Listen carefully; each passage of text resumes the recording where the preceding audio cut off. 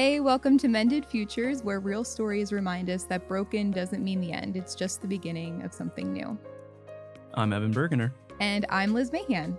We're the new Season 2 hosts, and together our goal is to share powerful, true stories of resilience, redemption, and hope. Each week, we'll walk with people through the valleys and celebrate the moments when light breaks through. Because every future can be mended, one story at a time. Hey guys, welcome back to another episode of the Mended Futures Podcast. And Evan, today is an extra special day. Why is it an extra special day? It is an extra special day because we have the one and only Dr. Jennifer Owen in the room with us speaking and sharing a little bit about her role and upcoming events. Jen is the director of FIVE18 Counseling, and we're so excited to have you, Jen. Thanks for having me. I'm excited to be here. So tell us a little bit, just to let the people know. Let us know a little bit about what your role is at FIVE18 and what you do day to day. For sure. One thing about my role that I love is so versatile. So whatever the need is what I'm doing. And so from any given day, I could be counseling or supervising counselors. I could be educating. I'll do different trainings on things like compassion fatigue and burnout, um, collecting data, lots and lots of emails. So it's a mix of some of the boring things, but also the essential things to be able to really help the helpers. I think that's a huge part of my role is helping the people who help others. Sure. I love that. That's awesome. Yeah, and like Liz said in the intro, there is an upcoming event that we do every year, and we would love to know more about that upcoming event. Would you care to share about that? Yeah, so it's our sensory friendly Santa experience. We often call it Sensory Santa. This is actually our 6th year doing it, and we missed 2020 for obvious reasons. For sure. And it's shifted and changed over time. But basically, the essence of it all is to be able to create a very unique experience for kids and families who otherwise really wouldn't be able to go to things like the mall or other Santa experiences just because they're so overstimulating. So we get to create a really unique experience for these families so that they can have the experience like other kids can. Yeah. I love that we get to do that, definitely. So you talked a little bit about the demographic that it serves. Why is it important to be doing this work and be doing a sensory Santa? I think oftentimes kids who have different sensitivities, whether it's different disabilities or on the spectrum or have experienced trauma in various ways, they get to miss out. They'll oftentimes they miss out on a lot of the things that a lot of people take for granted. And so being able to be very mindful of they deserve to have this magical experience as well. And if people like us care enough about this population and can do something about it, why not? Yeah. And so being able to see that their childhood and their experiences are just as important and maybe look a little bit different than other kiddos. And so wanting to give the kids that experience, but also these families. And so I think, especially as a mom, I think there are times where you see maybe your kids are missing out on something that other people get to enjoy, and being able to have that experience as a family and as a parent where you don't have to worry about your kiddos getting overstimulated or having to leave early because it's too much. Yeah. And also the cost of it all is so expensive nowadays. And so being able to the importance of being able to give them an experience just like any other kid is so valuable. That's awesome. I'm curious as to you mentioned when it began. I'm curious, how did that come up? Was that an idea that you came up with, or was this something you saw being done elsewhere and you kind of adapted it to our local community? I'm curious about that. I wasn't involved in the first one, so I can't speak on whose idea it was at the beginning. But I would imagine just with the staff that was here at that time and involved in those roles just has a huge passion for this population. And so being able to create it with the idea of, hey, what if? Around that time, to my knowledge, there wasn't a ton of other options for this population. And so being kind of innovators in that space at that time. Now, if you look around, there's many more options. which is so beautiful to see. And Absolutely. that it's um, kind of contagious of, hey, like Mhm. this is really important and we also have the capacity to do so. So different people doing very similar things. So just people with a heart for this population and wanting to do something different for them. Mm. Yeah, it's incredible. Um, how is this event uniquely set up to meet the needs of those who attend? Yeah, it's very intentional is the way I would describe it. And from the setting of where we're deciding to have it to the lighting and the spacing, the scheduling, it's all very intentional. And so we typically have it in one of our counseling offices or one of our other offices at 518 that has lots of space to move around. Mhm. Also, lots of different ways to get in and out of the building so that we can accommodate for various needs.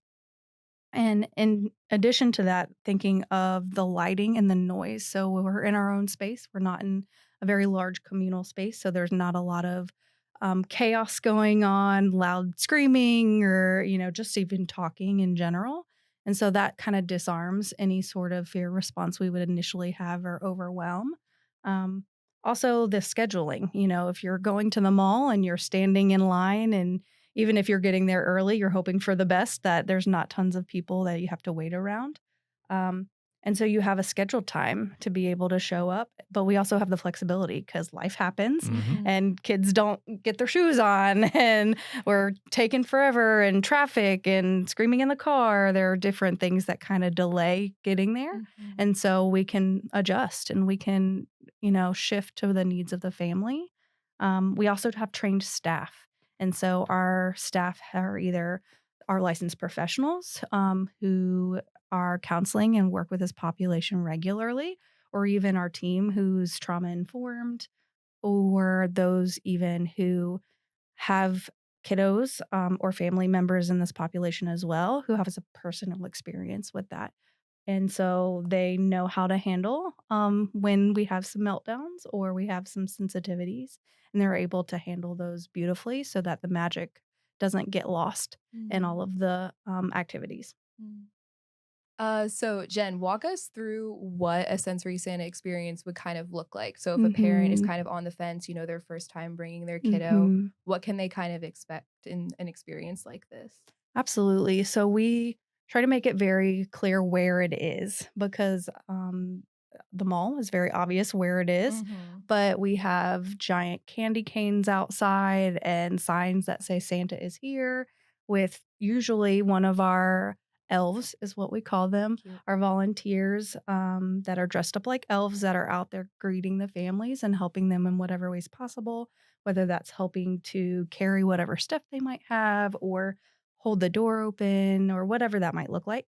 And so they get greeted immediately with our elves, and then they come into our space and they come into just a beautifully decorated space that has different crafts. And usually there are different kind of levels of intensity of crafts because some Mhm. crafts are too hard or too Mhm. overwhelming.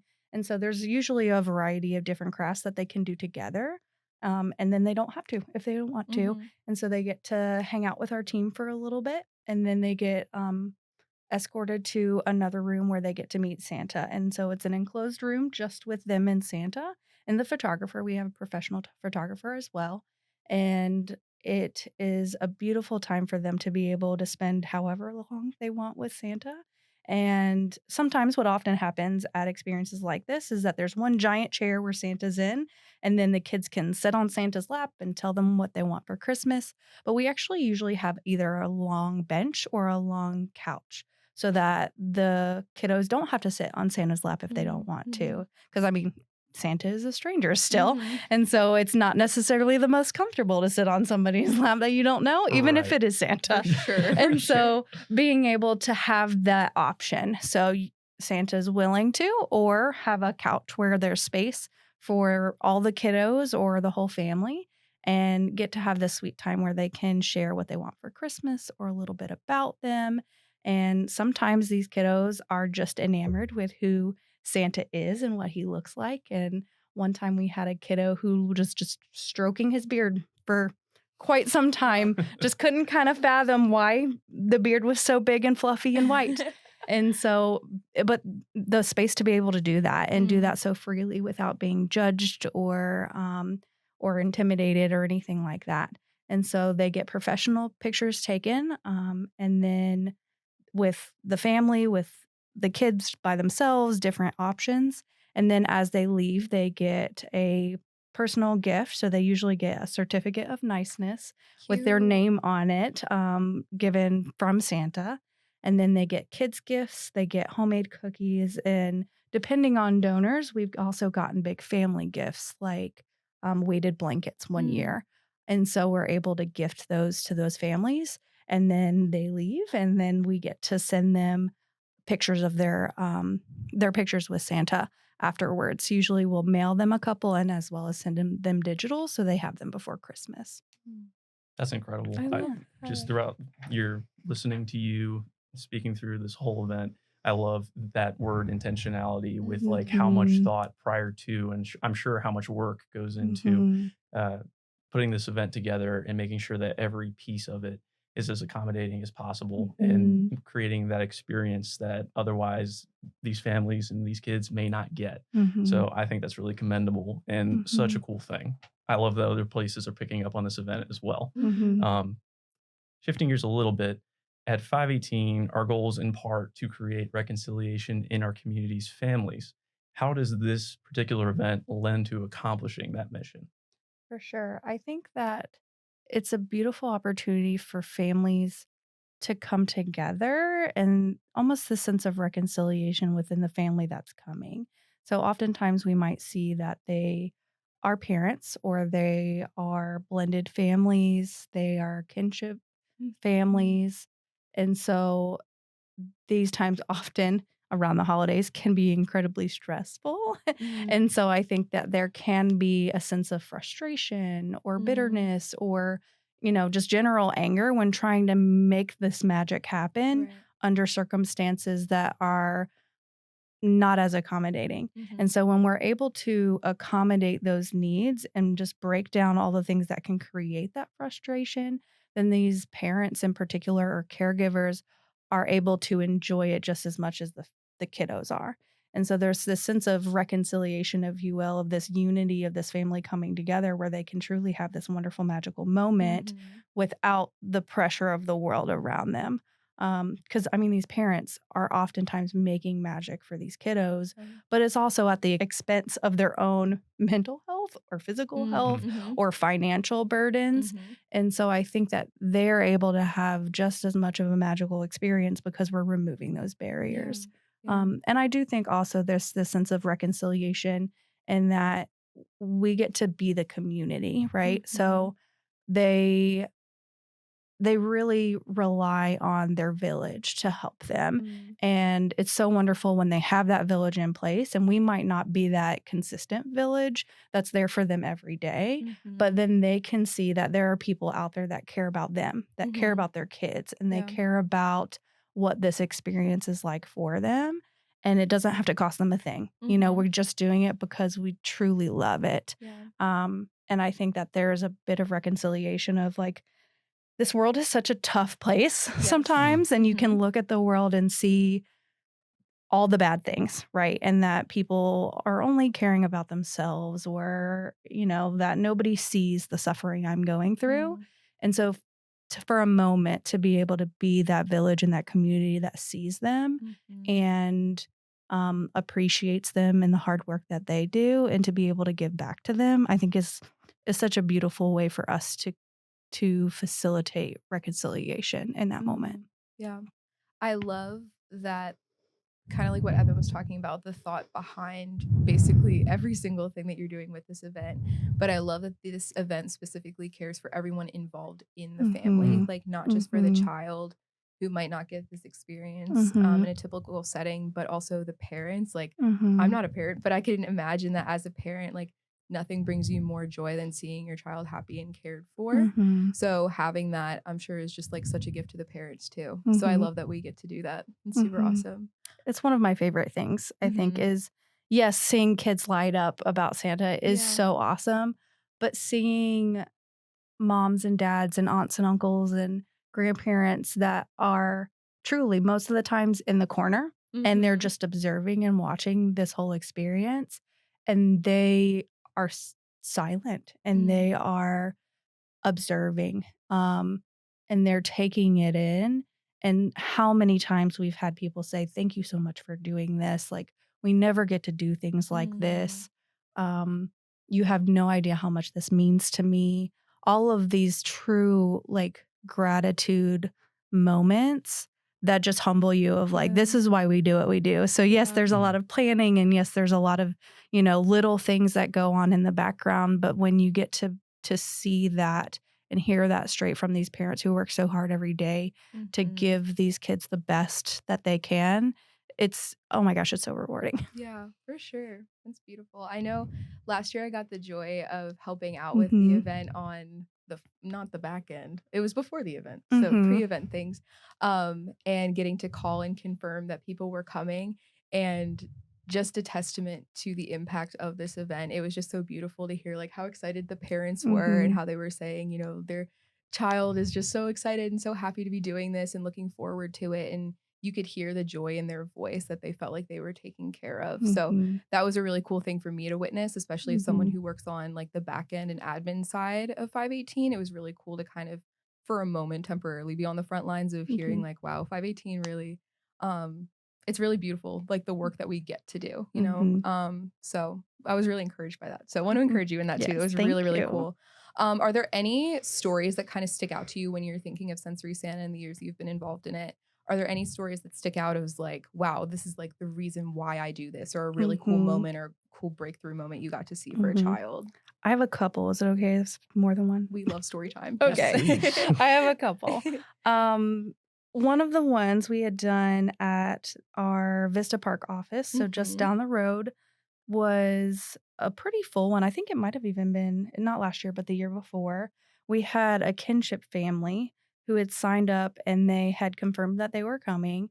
And we noticed that we hadn't seen them. And so Mm. we gave them a call, and we're like, "Hey, just wanted to make sure that you knew where we were, if you got lost." And she was like, "Yeah, we remembered and we know where you're at, but I had to take my older grandchild to work, and we are all in one van, and I'm Mhm. taking care of," I think there was like 4 or 5 other kiddos, ranging from like, I think it was like 3 months old to 16 that she was dropping off for Wow. her job. Wow. And Mhm. so there was just an array of kids in the back of the car.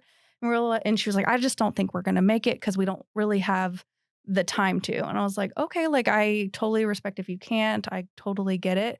But also, you don't have to come in. We'll come out to you. Mm. You don't have to, because that's a lot of kids to take out of a van." And For when you're the sure. only adult taking all of these kiddos out, Right. it just was a lot. And so Mhm. and I'm so glad that she took us up on it. I was like, you don't have to get out of the car. We'll come out to you. Like, Mm. you don't have to get them out, because I know that's a lot."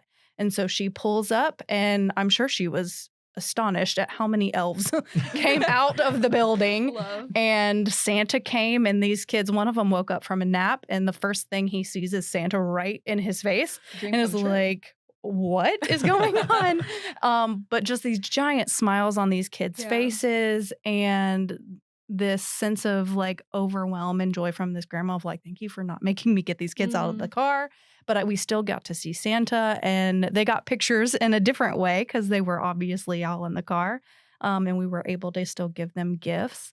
But just being able to accommodate, because Mhm. I don't need to pressure you to be here. For You've got sure. a lot going on your plate, but also we're willing to accommodate because I don't want you to miss out on all of this greatness. And Mhm. so still being able to do that for her, and that family, was just so beautiful. And one of the kiddos, I think it was the 3-month-old, that was asleep the whole time, had no clue. And but I'm Obsessed. sure it was quite a story to tell them later. Right.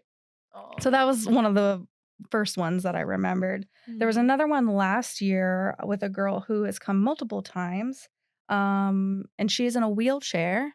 And she was not one that wanted to do crafts, none of that. She's just Mm. like, "I'm here for Santa and only Santa. Right. Just get me to Santa as quickly as Priorities. possible." Yep. We said, "Heard, let's go." Love. And so we took her right back to see Santa, and she could barely stay in her chair. It's a good thing she Mm. was kind of restrained, because I feel like she just would have leaped towards Aw. Santa. And literally the entire time giggling, just giggling with this innocence and pure joy that was on her face. And you could tell just radiating from her.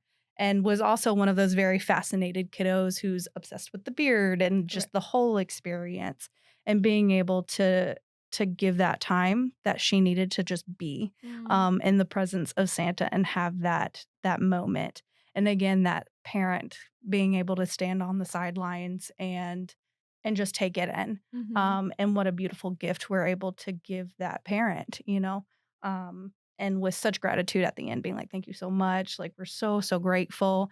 And then, of course, we're, in tears, like, anytime, we love this. And it's just the coolest thing. And the last one, I think it's a story we've told before, but I just tell it over and over again.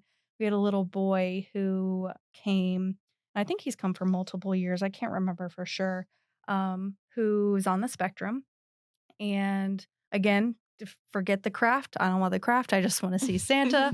And comes back and sees Santa. And of course, Santa's getting to know him and what things he wants for Christmas. And he is obsessed with the Polar Express, loves the Polar Express, and really wants a Polar Express train set for Christmas. And of course, if you've looked those up, they're pretty expensive. We're like, well, we'll see what we can do. We don't want to promise anything that Santa's not able to follow through on, but being able to just sit and listen. And our photographer at the time looks at one of our elves and says, hey, I actually have that in my car. I have a Polar Express train in my car right now. Wow. Can I go get it? And we give it to him. We're like, yes, please. I'm literally getting chills thinking about it. No, seriously. What a coincidence. And of course, with the Lord, I don't think there ever really is a coincidence that she had that in her car and was willing, and so immediately was like giving of like, let's make this moment so special for him, and being able to say, hey, actually, Santa has that right here for you right now. And just like the joy that was on his face. But again, this parent in complete awe that something like that would ever happen, but that we would be willing to do that without even a second thought. And the photographer doesn't work here at FIVE18, somebody we've hired and somebody we trust to do this, and is so good with this kiddo, or all the kiddos. And she also has the same heart for families and kids. And so that, I think, is probably one of the biggest ones that I'm like, every year I just think about how wonderful that was, and how God is moving in all of these different stories. For sure. And I think that's amazing encouragement for people that are listening of, you don't need to necessarily be working at a nonprofit or working in a specific ministry or something like that to make an impact in someone's life. And it can just be as easy as just hearing a need and being like, oh, I can meet that, and doing it, and just seeing the joy that brings, especially this time of year, like so special. But I want that to resonate with listeners, that you really can make a difference. You don't have to be in direct services to do that, and using your life as serving other people, for sure. I love that. So Jen, this is a question that we often ask guests here on the podcast. What is your why? What got you into working here? What are you passionate about? What got you to this role?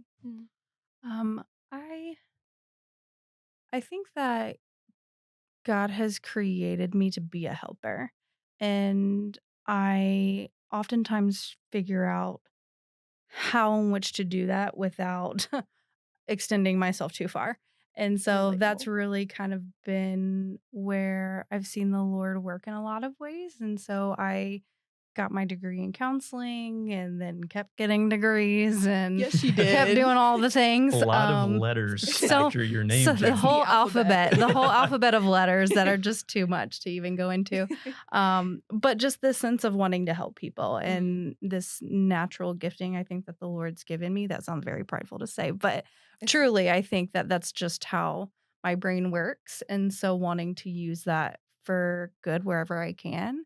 And so I've found that it's just expanded since I started working here. So I started as a resident in counseling and got my license, and then became supervisor and director. And so it's just expanded.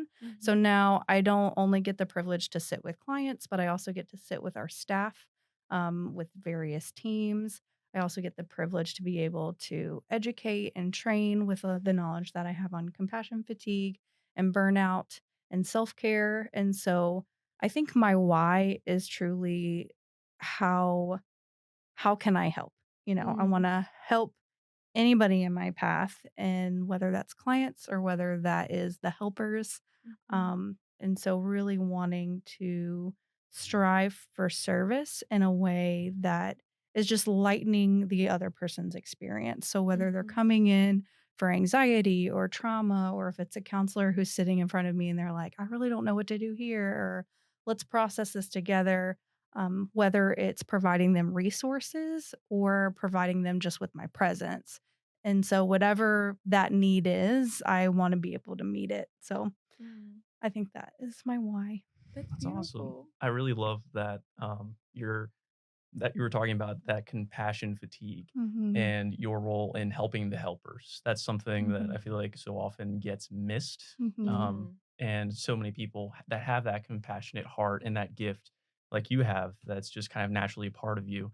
A lot of people don't know when to stop until they're Mhm. already empty. So Mhm. that's so cool that you're cognizant of Mhm. that and that you're doing that in your Mhm. day to mm. day. Yeah, and I Yeah. know that on a personal level, obviously. I think that because I wanna help so much, I often put myself in positions where I'm like, "I'm not taking care of myself, and I need to check on that." Mhm, And so it's this constant kind of checks and balances, and then being able to walk other people through that experience too, is just so fulfilling. I love that so much, that's beautiful. I would love to know, so if anyone's listening and they're like, "I think it might be time to start counseling for the first Mhm. time or coming back to counseling and interested in looking into 518 for that." Can you kind of touch on the services that 518 provides as far as what falls under the mental health services category and different things that clients can Yeah. access with us? Absolutely. Where God has blessed us so much that I feel like we're all over the place. Mhm. Mhm. And so we have a wonderful team of counselors, residents, interns, just everybody who also has this huge passion to help and to be present with Mhm. people. And so the easiest way truly is to give us a call, Mhm. call the main number or even go to our website. So it's counseling.518.org. And at the top, it says schedule, and so you click that and it gives you all the different options. So there's a box that you can fill out with your information, or you can send us an email, or you can call, and that'll get you to our intake team that will direct you anywhere you need to go. Mm. And just explaining, hey, this is where I'm at and this is what I'm looking for, or hey, this is where I'm at and I don't really know what I'm looking for. Mhm. And we can help get you there. And so we have outpatient counseling in our various different offices, as well as telehealth, which has been so huge, Mhm. with transportation and everything just being so difficult, especially for our clients who live further away from where our offices are. It's Mhm. really great to have that accessibility, as well as our school based services in the Appomattox County schools right now. And then our marriage and relationship education services. And so there's just a whole host of lots of Mhm. things that we can do to help. And our team is eager to help. And I think Mhm. that's what's so beautiful is that they are very much like, how can we help? How can Mhm. we make this client's experience better today than it was the day before. Mhm. So, yep. I love And that. one thing, there is a rumor that if you can't afford counseling, you won't be turned away at 518. Is that Mhm. correct? Yeah, so we have so many different options. And so, yes, we do take commercial insurances. We also take Medicaid and Medicare, which can be harder to find around here. Mhm. And so we have those as options, as well as fee assistance, self pay. We have a good number of donors and grants that able Mhm. to help us with fee assistance. So if there are people who really are struggling, then let us know and Mhm. our team will work something out so that we're able to still provide those much needed services and it's not going to break the bank. That Right. is incredible. Right. I love the counseling department's heart for just eliminating all barriers, like with this event, like Mhm. Sensory Santa, but also with our traditional services as well. I think it's Mhm. a really beautiful thing because seeking mental health services can be very intimidating or Mhm. really expensive. So I think it's really important the things that are made possible by people like our donors and Mhm. people that award us grants and things like that. So we're very thankful that we're able to do this work Mhm. for sure. Jen, just wanted to thank you so much for coming on the podcast. This is a joy. Thank you for having me. Yes, but thank you so much for being here. We're thankful for you and all the work that you do. Thank you. And thank you to our listeners for listening in to us today. Be sure to check us out for our next episode. But thank you so much, and we'll see you guys then. Bye. The Mended Futures Podcast is a production of FIVE18 Family Services, formerly Patrick Henry Family Services in Lynchburg, Virginia. Our mission is to build communities of faithful relationships that ensure children are safe and families are restored. Mended Futures are at the heart of who we are, our stories, our hope, and our vision. They aren't just stories we tell, they're something you can help create. When you give to FIVE18, you're not just making a donation, you're stepping into someone's story. You're helping a family find hope, and you're helping our community heal. Because of the generosity of people like you, reconciliation is happening in our community each day. Our donors further the mission of seeing every child with a thriving family supported by a faithful community. We want to see Mended Futures for families in Lynchburg, Virginia, and the 4 surrounding counties. So we invite you to check out our website, five18.org/givemended. That's FIVE18.org/givemended. Join us in the ministry of reconciliation.